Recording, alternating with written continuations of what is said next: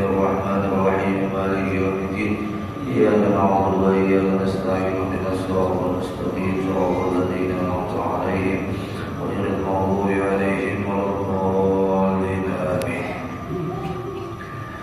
السلام عليكم ورحمة الله وبركاته.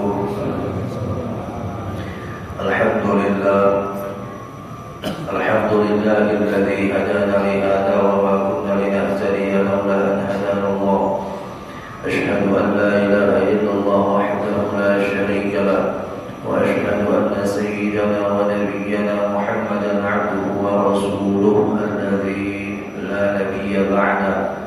اللهم صل وسلم وبارك على سيدنا محمد مفتاح باب رحمة الله عدد ما في علم الله صلاة وسلاما دائمين بدوام ملك الله وعلى آله وصحبه ومن والاه ومن تبعهم بإحسان إلى يوم القيامة. أما بعد، سبحانك لا علم لنا إلا ما علمتنا إنك أنت العليم الحكيم.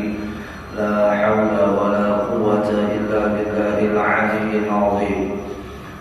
نوينا التعلم والتعليم والتذكر والتذكير والنفع والانتفاع والإفادة والاستفادة والحث على التمسك بكتاب الله وسنة رسول الله صلى الله عليه وسلم والدعاء إلى الهدى والدلالة على الخير ابتغاء وجه الله مرضاته وقربه وثوابه.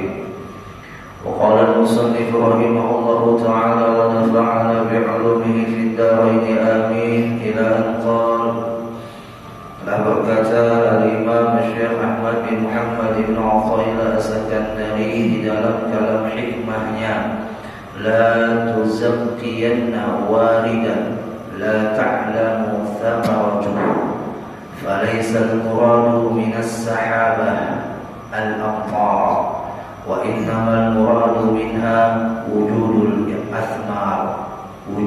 athmar.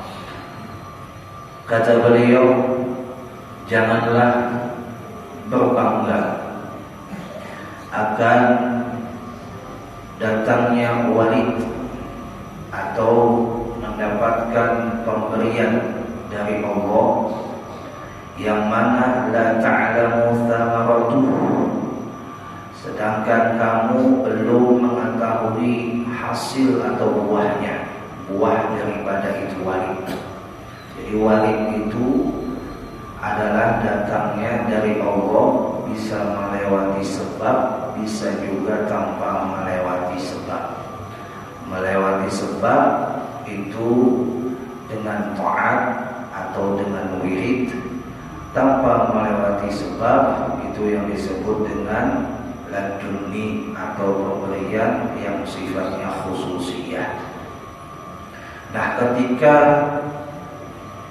kita diberikan oleh Allah walid, umpama saja walid di sini kemampuan kita untuk melakukan taat. Padahal kalau dalam bahasa halusnya walid ini ada condong ingin melakukan kebaikan, itu sudah merupakan walid, sudah merupakan pemberian Allah yang hadir di dalam jiwa kita. Ingin kita umpama duduk di majelis ilmu, ya, lalu duduk kita di majelis ilmu, nah itu walid sudah.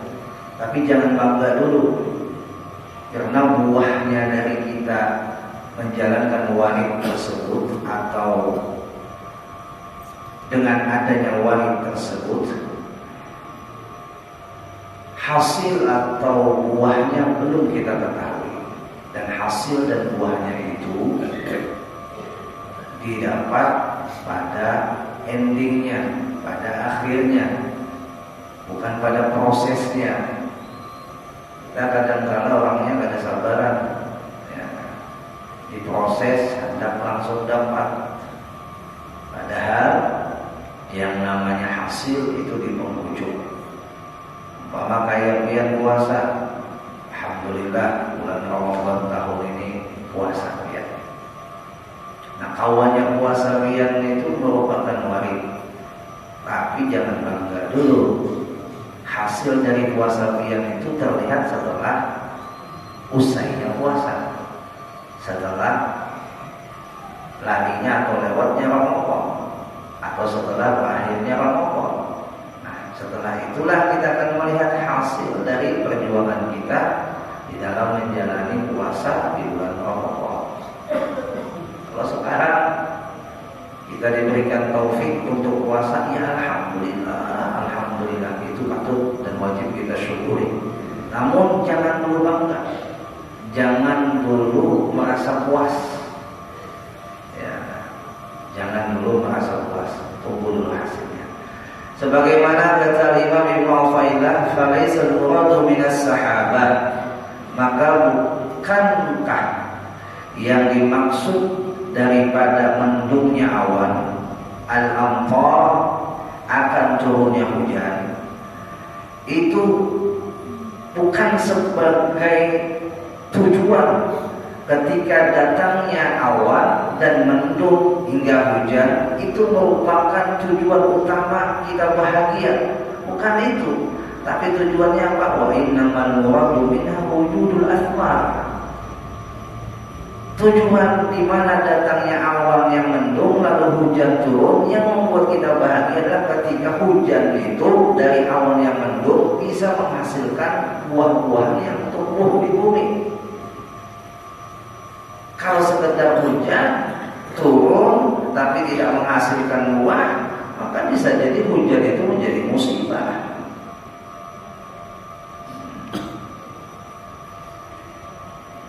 Hujan, subhanallah, nah, turun di subuh hari. Munnya hujan yang sejuk di subuh hari itu membuat kita koler sembahyang subuh. Berarti hujannya ya musibah bagi kita. Tapi bukan hujannya yang disalahkan kitanya yang menyikapi hujan dengan cara tidak tepat. Bumi yang diberikan oleh Allah sebagai tempat kita berpijak dan juga sebagai tempat air untuk menyerap.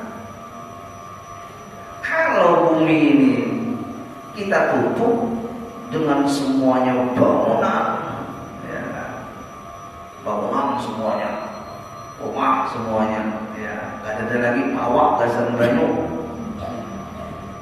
maka apa yang terjadi? Banjir.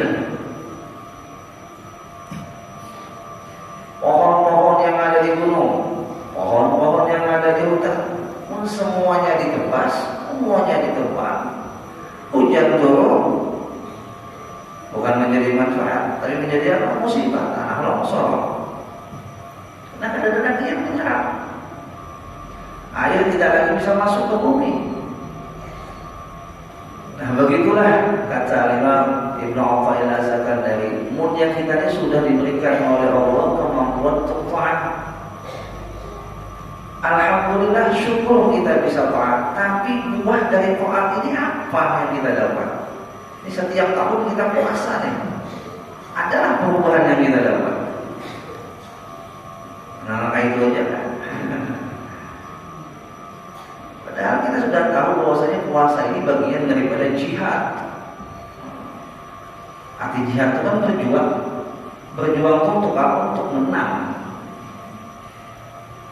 Memenangkan diri kita untuk mengalahkan musuh kita. Siapa musuh kita? Hawa nafsu kita. Makanya Nabi mengatakan, raja'na min jihadil asghar ila jihadil akbar. Kita pulang dari jihad yang kecil menuju jihad yang paling besar. Sahabat bingung, wahai Rasul, tidakkah nyawa yang sudah menjadi taruhan di dalam peperangan tadi, bahkan beberapa sahabat kita yang berjatuhan, nyawanya hilang, itu masih engkau katakan jihad yang paling kecil, dan ada lagi jihad yang paling besar. Jihad yang paling besar langkai apa lagi, wahai Rasul? Lalu Nabi sebutkan jihadun nafs, yaitu berjuang melawan hawa nafsu. Karena tidak semuanya yang berjihad di medan fisabilillah itu semuanya syuhada. Tidak. Ada yang tidak syahid ketika dia berjihad, dia dikalahkan oleh nafsunya. Kan ma'ruf nih cerita, ada seorang sahabat yang ketika gugur di medan perang, kalau pada saat di medan perang Uhud, itu sahabat yang lainnya yang hidup mengatakan, syahid ya Rasulullah, kata Rasul, syahid ya Rasulullah, kata Rasulullah. Kenapa? Dalam Sahih Bukhari disebutkan karena ini sahabat, dia perang tujuannya hendak mengambil atau memperdapati harta ghanimah. Ya, perang loh ya, artinya perangnya secara fisik melawan orang kafir, tapi masih dikalahkan oleh hawa nafsunya. Tujuannya perang adalah untuk mendapatkan harta ghanimah. Ada lagi cerita di mana salah satu sahabat juga gugur di medan perang, dikatakan Rasul tidak syahid, matinya bertihab. Habis itu sahabat mengatakan, ya beruntung ya syahid. Lah, kata Rasul. Setelah itu sahabat yang itu bertanya, wahai Rasul, kenapa kau katakan tidak syahid? Sahabat telah mati di medan syahid. Lah, kata Rasul, karena ketika dia dicabik-cabik oleh musuhnya dengan pedang musuhnya, dia pada saat itu masih hidup. Tapi karena nafsunya ingin mati syahid, dia tusuk dirinya dengan bunuh diri supaya dikatakan syahid. Menunjukkan apa? Menunjukkan bahwasanya ada perjuangan yang hebat selain perang di medan perang, yaitu perjuangan melawan hawa nafsu, peperangan kita melawan hawa nafsu. Ya, 11 bulan kita ini terbudak hawa nafsu, tujuan 11 bulan. Aku jangan nafsu terus kita. Ada bahaya bisa menjadi nafsu, hendak ini jual, hendak itu jual. Amalan duluan wali hingga mendapatkan karomah, walaupun itu bukan tujuan mereka, tapi karena hasil mujahadah mereka melawan hawa nafsu, itu didatangkanlah dengan khalidul ada, yaitu karomah. Kemudian hendak jadi wali, amalannya lawan apakah hendak nafsu, ujar nafsu apian teh. Nah, itu harus dia lawan. Umpama nafsu hendak mungkar di pasar wadai nikah, yang tukar, yang temurah, ya, yang penting halal. Duitnya usah ada, ya ada apa? Duitnya ada, cuma hendak mati hawa nafsu tadi. Karena kita punya duit itu ujian beratnya kan nafsu juga. Berapa banyak orang banyak duit tergoda dengan duitnya untuk menikmatinya dengan cara memperturutkan hawa nafsu. Belum lagi habis satu, tukar lagi satu. Belum lagi rusak yang satu, beli lagi yang satu. Hawa nafsu. Ya. Padahal manfaatnya ada, cuma anak kokoyo aja. Bahkan saking buruknya tuh hawa nafsu membuat kita itu rusak adalah kita tuh balas kada mampu. Jadi sudah jelas kita tuh pada punya kemampuan untuk beli sepeda motor, balas berhutang. Ya, supaya apa? Supaya koyo tadi. Padahal duit ada aja cukup untuk kendaraan bekas umpama 2 atau 3 juta. Tapi melihat kawan muka apa namanya tuh MX, ya, apalagi satunya PCX. Kawan muka kendaraan nangka itu, lu ayo jangan nafsu, jangan kalah ya kan, jangan kalah ya nafsu. Ada apa-apa yang menjadi yang penting hati kamu puas. Padahal bukan hati yang puas, nafsu yang puas. Lalu berutang kredit, dapat kendaraan PCX, nyaman ditunggang, kendaraan larang, kendaraan hanyar, bini kita lagi nunggang. Kendaraan PCX sebulan, nyaman, hati tenang, senang, bahagia, bangga dengan kendaraan hanya. Padahal menjadi langsung belinya kredit ya. Ya Allah, habis itu mikirkan bulannya pusing, memikirkan bulanannya loh, minik kepala. Nungkar PCX malah minik. jangan nukarnya kontan aman. Utang ini yang malah milik, pikir akan bulanan. Ya Allah. Nah, jadi Bapak Ibu jamaah rahimakumullah, intinya kita puasa. Hasilnya itu puasa adalah kita lihat setelah bubarnya puasa atau setelah masuk bulan Syawal. Makanya Syawal itu kan maknanya peningkatan. Syawal itu artinya peningkatan. Jadi setelah Ramadan kita masuk Syawal, ada yang meningkat dari kebiasaan kita sebelum Ramadan. Ya, minimalnya yang tadinya ada penyembahyang jadi penyembahyang. Ya, itu jelas sudah kan perubahan yang paling bagus. Yang tadinya maksiat menjadi taat, itu paling minimal ya. Kan meninggalkan yang namanya sembahyang itu maksiat. Lalu di Ramadan yang kawal melaksanakan sembahyang 5 waktu. Habis Ramadan kawalnya pulang melanjutkan sembahyang 5 waktu berjamaah pulang, masya Allah. Berarti ada peningkatan. Ini hasil daripada warid puasanya. Umpama lagi sembahyang kita mampu melakukan sembahyang 5 waktu, itu merupakan warid. Hasil daripada sembahyang apa? Ujar Allah, innas salata tanha 'anil fahsya'i wal munkar. Sesungguhnya salat itu mencegah perbuatan jelek dan perbuatan munkar.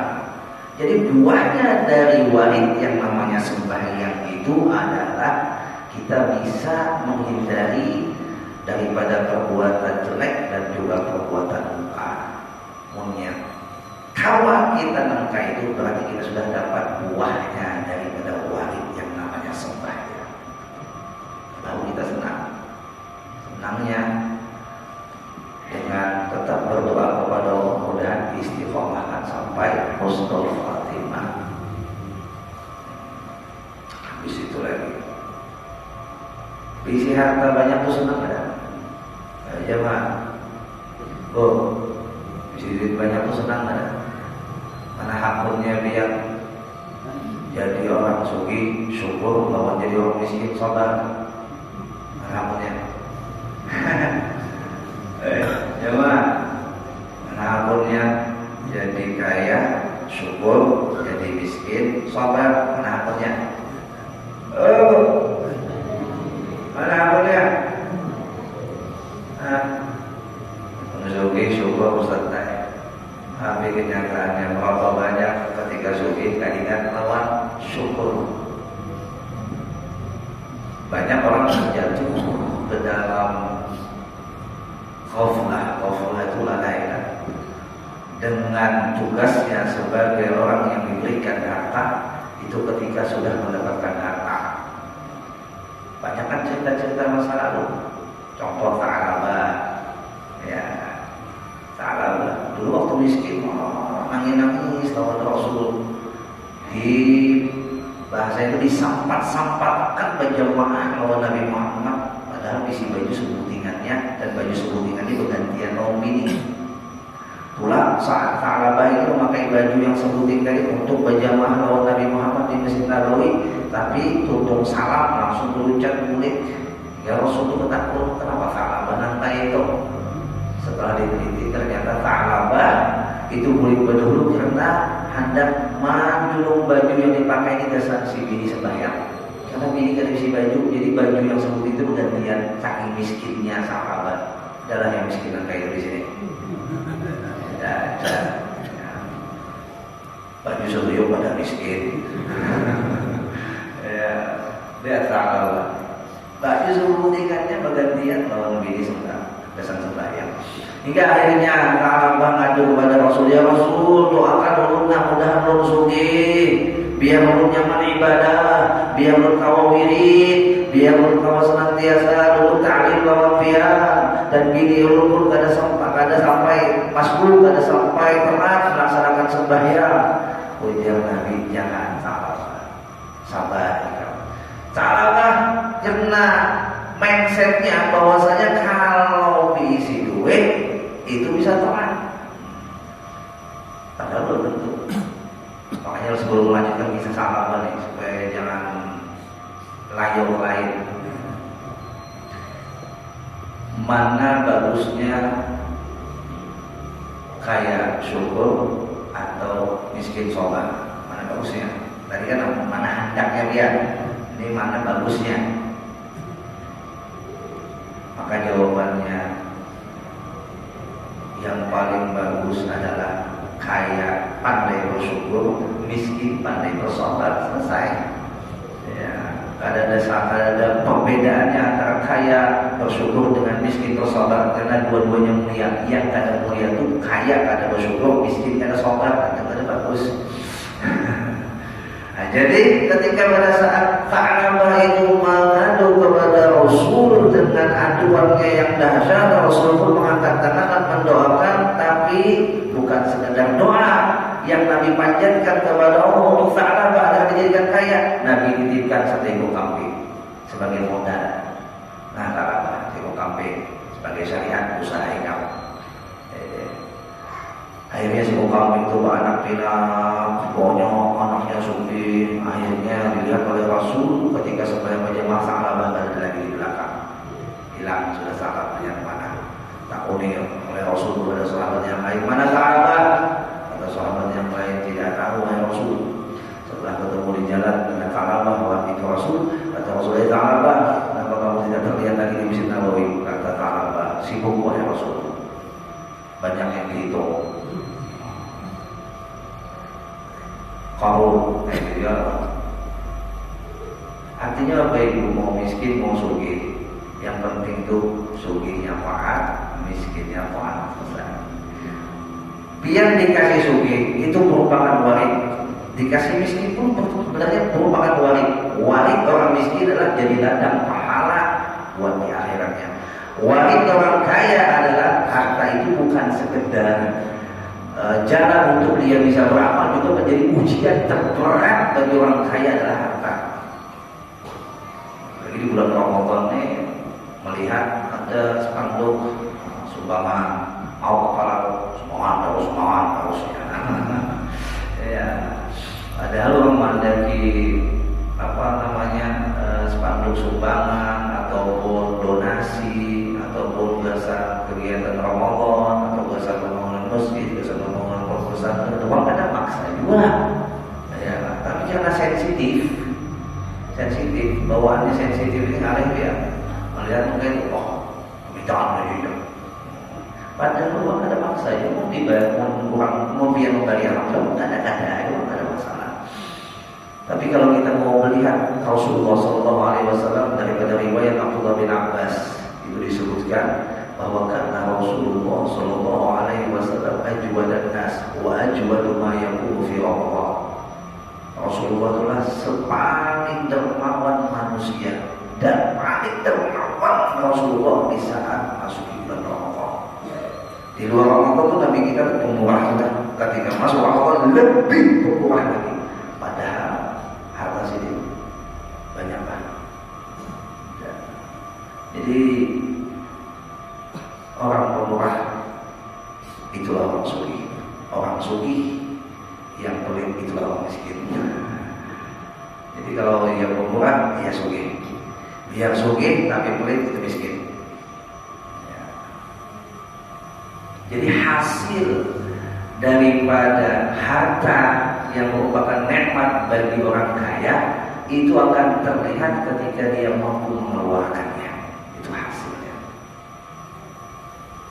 Masya Allah. Sama kayak kita nuntut ilmu. Nuntut ilmu ini kan masuk warid pemberian Allah pada semua orang bisa menuntut ilmu agama. Apalagi di zaman kayak ini barokahnya makanan tuh. Hujan mendukung badan. Ya Allah, berat ya. Tapi karena taufik Allah merupakan warid dari pemberian Allah kepada kita bisa duduk di majelis ilmu, itu belum menjadi sebuah hasil, baru proses. Hasilnya kapan? Ketika kita bisa mengamalkan itu ilmu. Itu buahnya daripada kita menuntut ilmu. Ya Allah. Contoh lagi.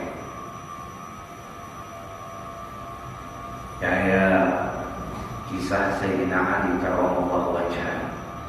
Itu satu ketika Sayyidah Fatimah binti Siddiq garing. Lalu Sayyidina Ali kasihan, ketakut yang hendak apa karena dijuluki makanan yang lain hentak.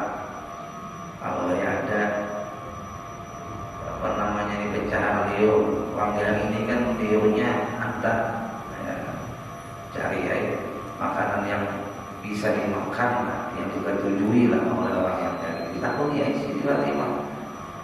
Ujar Sayyidah Fatimah urut hendak buah delima. Jadi hati kantong ada duit, tapi bini garing hendak buah delima. Ayo kata saya pulang ke pasar. Pulang ke pasar, bertemu para sahabat yang lain. Baru tampak dasar muka buah delima sebutin aja. Baru tampak dasar muka buah delima sebutin. Ya kalau duit kita berapa? Sebutin buah delima atau 5.000 rupiah. Maka ada buah delima. Sampai di tengah jalan pertemuan lawan perang pengemis yang pulang balik di padang pasir, pulang balik sambil mereka mulutnya. Lalu Sayyidina Ali mengambil wahai Rasulullah, apa yang kau lakukan? Wahai Sayyidina Ali, aku sudah beberapa hari tidak makan, lapar. Lalu melihat si pengemis ini, Sayyidina Ali menguti buah delima. Udah aku minta lapar.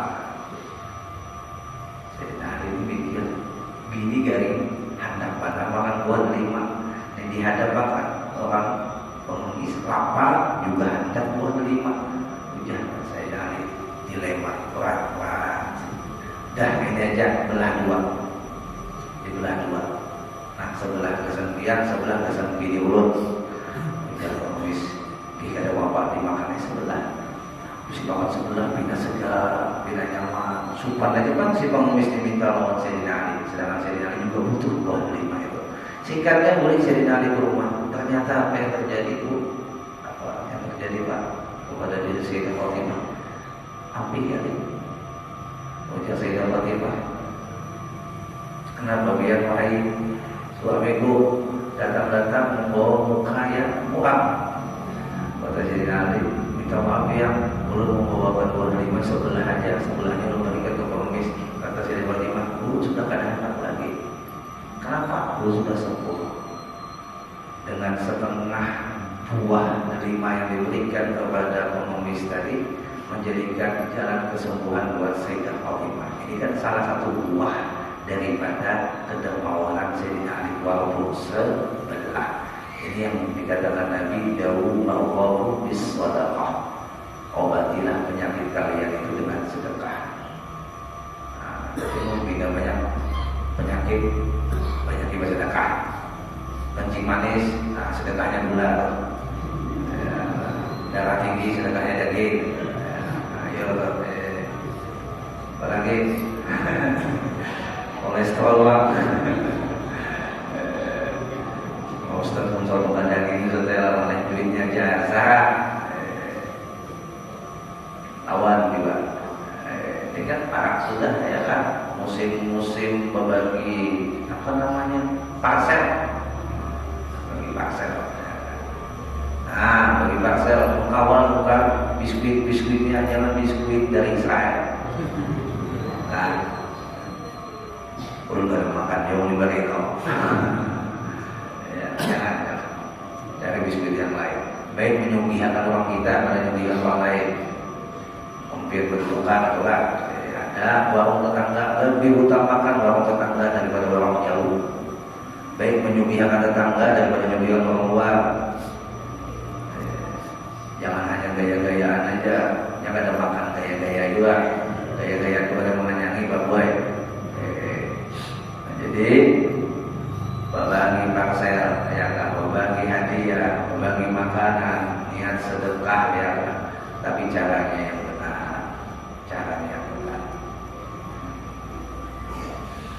Bapak Ibu jamaah rahimahullah, karena Karena setiap amalan apabila dilakukan dengan cara yang benar pasti dia akan membuahkan hasil. Tapi kalau amalan dilakoni dengan cara yang tidak benar pasti tidak akan membuahkan hasil. Sebagaimana yang dikatakan Imam Ibnu Athaillah ini bahwa tujuan kita beramal adalah tujuannya supaya kita mendapatkan hasil di penghujung amal itu apa? Kita bisa selamat sampai ke akhirat. Karena amal ibadah itu selain penghambaan kita kepada Allah juga adalah penghambaan yang kita harap diterima oleh Allah. Bukan sekedar hanya menghamba, tapi kadang pakai adab hingga penghambaan kita tidak akan diterima oleh Allah. Umpama saja nih, mulut ngaku-ngaku jadi bawahan pian, ngaku-ngaku jadi pegawai pian, atau mulut jadi pegawai pian juga umpama, tapi cara kerja mulut tidak sesuai dengan keinginan pian, maka pastinya mulut tidak akan dianggap sebagai pegawai pian di pihak Allah. Walaupun pegawai wadah pian, tapi cara kerja mulut tidak sesuai dengan apa yang diinginkan oleh pian, maka pian pun akan menolak pekerjaan mulut. Mola rumah yang mau kata tukang ada sesuai gawian tukang itu dengan kehendak pian, pasti tukang itu yang pian ganti. Mau sudah tahu lah juga isu-isu jadi katakan ada pian pakai lagi. Jadi kunu liqabulil amal asyaddu ihtimaman minkum bil amal, kata Sayyidina Ali. Jadilah diterimanya amal itu terlebih dahsyat perhatianmu ketimbang itu amal. Artinya maunya kita hanya beramal tapi kadang memikirkan amal kita diterima atau tidak, rugi kita. Akhirnya amal kita kadang membuahkan hasil. Ya hujan turun, ya hujan turun, tapi tidak menghasilkan buah-buahan tumbuh. Itu juga beramal kita, tapi ujung banjar membuasi makhluk. Kenapa? Ya karena amal kita tidak sesuai dengan apa yang diinginkan oleh yang menjadikan amal. Ada tata tertibnya, ada aturan cara mainnya. Puasa kan, ya kan? Puasa ada 3 hal yang harus kita perhatikan. 1,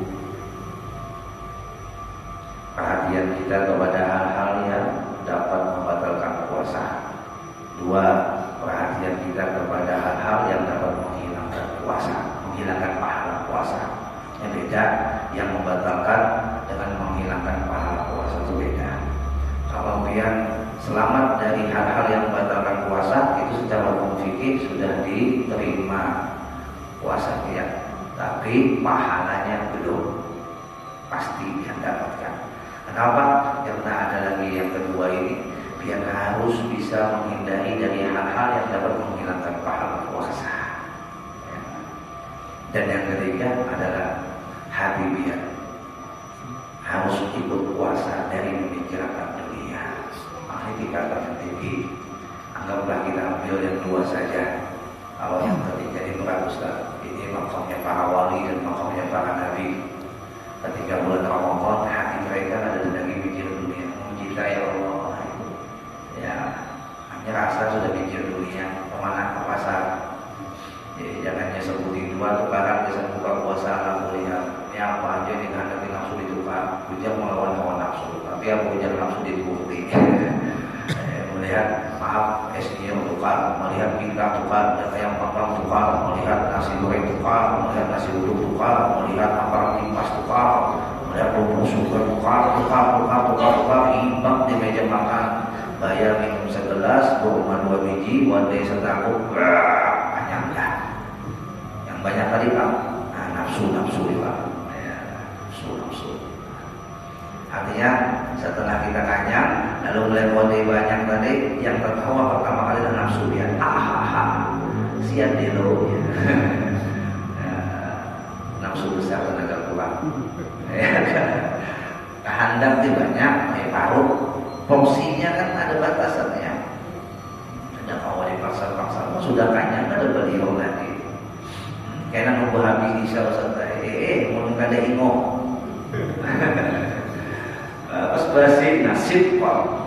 Kada juga basi Ustaz, habis tarawih buyuan, gue bangun sahur dimakan kita Ustaz. Pas sahur, bingung pula nasib Pak. Ya, mulai nyaman juga masih alhamdulillah kalau dimakan bisa tuyuk tadi ada juga mengolah kawat kita membantu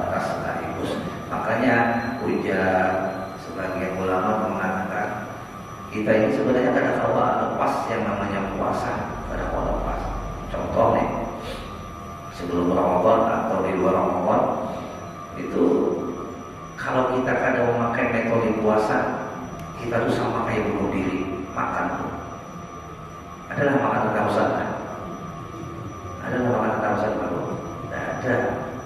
Paling banter 3 kali sehari. Artinya jeda makan 1 dengan makan 2 itu disebut puasa. Mau makan terus tuh ya rakus, makan apa jadinya baru yang sehat ada sakit. Jadi umumnya kita itu hidup kadang pakai metode puasa, aduh, bunuh diri kita. Pakai baju gitu harus pakai metode puasa. Kalau ingin melihat baju satu yang langsung pakai seberata, Fabian di sana orang gila. Jadi biar pakai baju satu, bergiliran dengan baju yang kedua itu namanya metode puasa. Karena langsung dia tahu.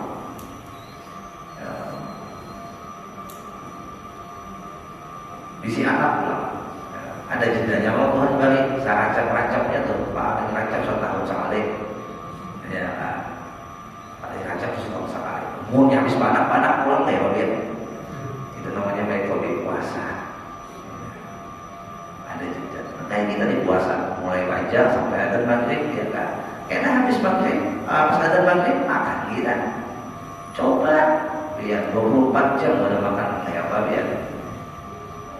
Ya Allah, jangan sampai sebulan 2 hari 2 malam biar pada makan. Innalillah. Ya Allah.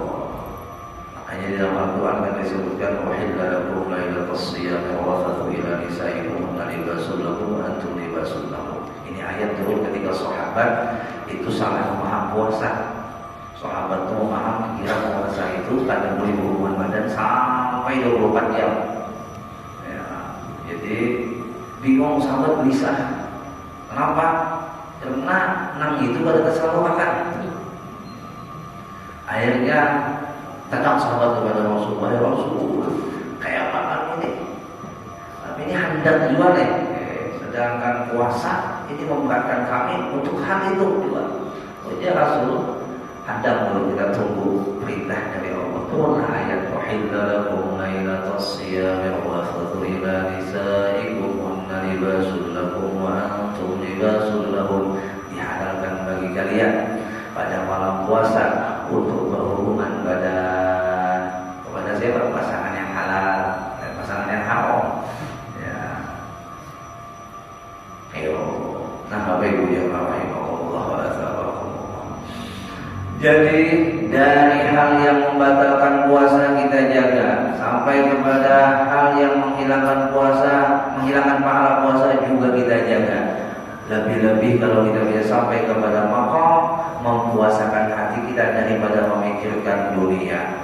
Bukan berarti orang yang puasa dari pemikiran dunia ini kadang begawi, dan dia begawi tetap, tapi mau dapat hasil atau kadang mau rugi atau untungnya kadang masalah. Ini orang yang begawi kadang pikiran dunia.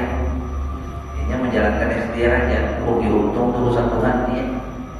Aku sudah melakukan ikhtiar yang sesuai syariat, gawi yang sesuai agama. Ternyata tidak ada untung didapat. Alhamdulillah juga. Artinya dibantu Tuhan pegawai ini sudah. Ini merupakan pahala yang luar biasa. Dan juga umpama ada di antara kawan kita yang kebetulan gawiannya malam, umpama di malam hari yang kadang kau melakukan sembahyang tarawih, lalu dia berkecil hati, lalu dia mengadu kepada kita, kayak apa Allah nyamannya aku nih ambil kayu pegawai, aku hendak juga tarawih dan kayak ikam. Maka jawab saja dengan jawaban tarawih sunnah, pegawai wajib. Kenapa? Tabungan di rumah itu menjadi kewajiban bagi si laki. Mungkin memang ada kewajiban tarawih karena pegawai, tapi pegawainya bujur, ya, bukan buku-buku malam naik. Pegawainya yang halal, ya. Maka pegawainya yang halal yang wajib untuk menafkahi anak ini itu pahalanya nol, ya. Tapi jangan ditinggal sholat isya, ya. bagus lagi punya kawan memang masya Allah. Ya, ada memang di antara kita di gawian yang ada kawan meninggalkan gawian itu. Hati di sela-sela menghadapkan wajah untuk melaksanakan sholat seperti apa? Jadi satpam. Jadi satpam itu juga santai dan dijaga. Salah-salah jaga, dan kulitnya masuk maling. Ya, lagi di bawah sholat umpama masuk maling, habis kalau seorang kena PHK. Ya Allah, ya alhamdulillah, kita doakan mudah-mudahan yang pegawai diberikan oleh Allah, mudah-mudahan untuk mendapati harta rezeki yang halal dan menjadikan pahala yang banyak, apalagi biar pegawainya di bulan Ramadan itu pahalanya berlipat-lipat. Dan juga puasa tidak menjadi bumerang ataupun beban bagi pihak pegawai. Artinya senang-senang aja pihak pegawai dalam keadaan puasa, maka pihak mendapatkan pahala double ketimbang orang puasa yang tak ada pegawai. Subhanallah, bagi pihak puasa pegawai pulang, masya Allah, itu pahalanya lebih besar ketimbang orang yang puasa kulit aja. Ya, jadi alhamdulillah syukur itu insya Allah dapat nilai tambah yang setelah Ramadan dia mendapatkan hadiah besar dari Allah. Asal ikhlas menjalankannya, mudah-mudahan Allah berikan keikhlasan itu kepada kita dan semua